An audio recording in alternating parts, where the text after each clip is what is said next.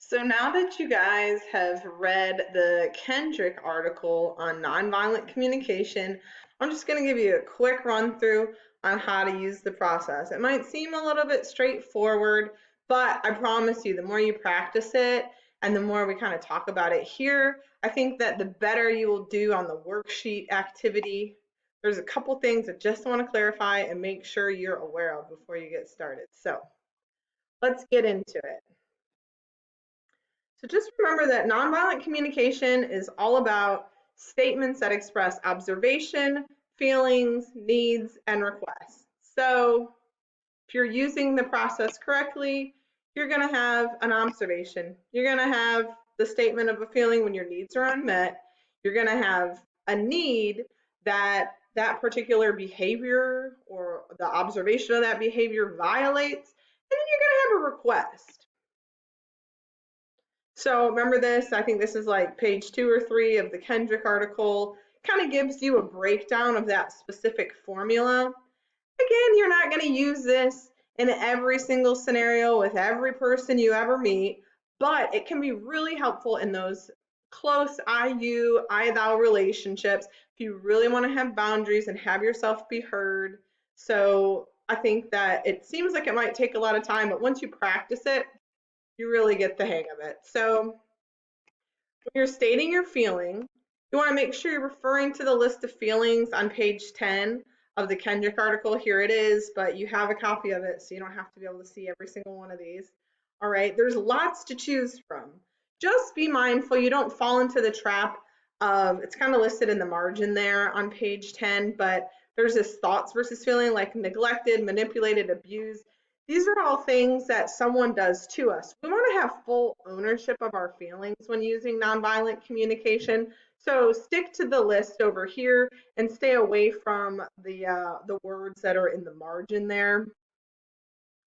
Next, you want to observe the behavior. So in an unbiased way, describe or observe the behavior that has you feeling this particular way with the unmet needs.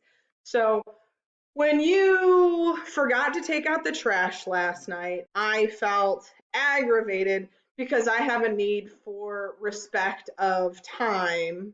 Would you be willing to remember to take the trash out next week without you asking me, right?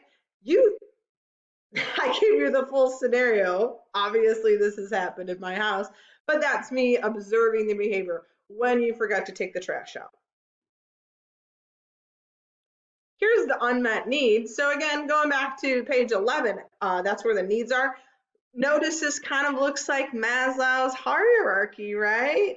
So that all, we're still building on it. That was day 1. This is whatever week 5, 3, 8, whatever semester we're in here.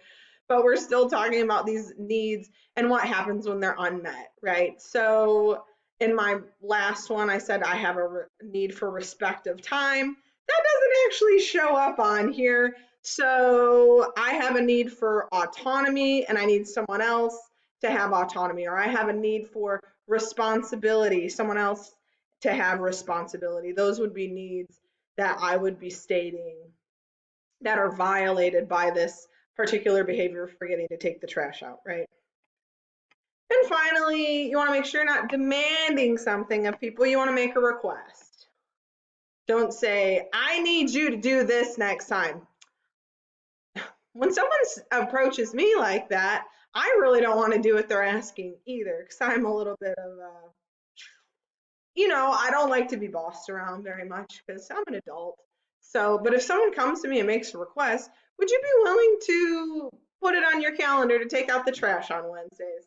That sounds a lot more reasonable than you need to remember to take this out. So keep that in mind. Got, so remember the jackal, the giraffe, and the jackal, these are jackal ears. So these are all evaluative statements. So this is what I'm asking you to do for the worksheet activity. You're going to be given an example of a scenario, and you have to take that scenario and don't use any of these evaluative statements, but use the NVC statement. So if you're given something like, you're a jerk doesn't really tell me anything. That's just you assuming some sort of bias on someone else's behavior. But If you can take this and turn it into a nonviolent communication statement, you could say, when you said I was a fool at the meeting, that's your observation of behavior, I felt annoyed, that's one of those feelings word from the list, and would like some respect. Even that's not a good example now that I'm looking at it. Would appreciate acknowledgement of my successes. Would you be willing to tell me what's going on with you? That's just one way to handle it, but there's a lot of customization you can do with the worksheet and the activity. So keep all of this in mind as you're moving forward into that worksheet activity. Hopefully this helps you out, and feel free to reach out with any questions you might have.